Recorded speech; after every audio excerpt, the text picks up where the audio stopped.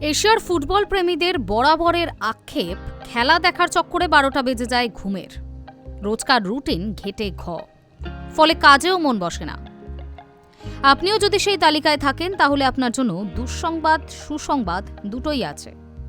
দুঃসংবাদ হলো প্রতি বছরের মতো এবছরও রাত জাগতে হবে।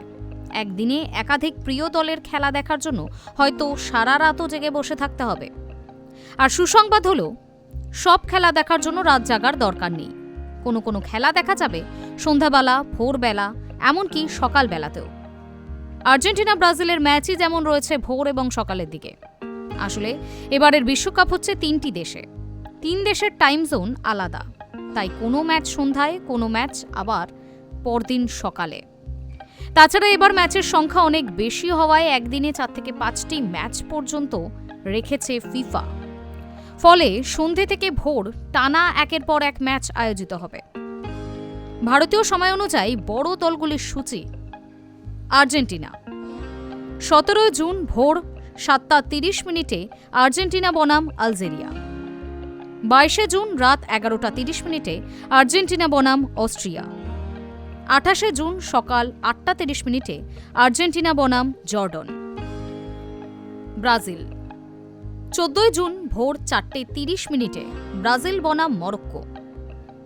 20 জুন সকাল 7টা 30 মিনিটে ব্রাজিল বনাম হাইতি। 25 জুন ভোর 4টা 30 মিনিটে ব্রাজিল বনাম স্কটল্যান্ড। স্পেন 15 জুন রাত 10টা 30 মিনিটে স্পেন বনাম কেপ ভার্দে। 21 জুন রাত 10টা 30 মিনিটে স্পেন বনাম সৌদি আরব। 27 জুন ভোর 6টা 30 মিনিটে স্পেন বনাম উরুগুয়ে। ফ্রান্স 16 জুন রাত 1টা 30 মিনিটে ফ্রান্স বনাম সেনেগাল। 22 জুন রাত 3টা 30 মিনিটে ফ্রান্স বনাম ফিফা কোয়ালিফায়ার। 26 জুন রাত 1টা 30 মিনিটে ফ্রান্স বনাম নরওয়ে। পর্তুগাল 17 জুন রাত 11টা 30 মিনিটে পর্তুগাল বনাম ফিফা কোয়ালিফায়ার। 23 জুন রাত 11টা 30 মিনিটে পর্তুগাল বনাম উজবেকিস্তান। 28 জুন সন্ধে 6টায় পর্তুগাল বনাম কলম্বিয়া। ইংল্যান্ড 17 জুন রাত 2টা 30 মিনিটে ইংল্যান্ড বনাম ক্রোয়েশিয়া। 23 জুন রাত 2টা 30 মিনিটে ইংল্যান্ড বনাম ঘানা। 27 জুন রাত 3টা 30 মিনিটে ইংল্যান্ড বনাম পানামা। জার্মানি 14 জুন রাত 11টা 30 মিনিটে জার্মানি বনাম কুরাশাও।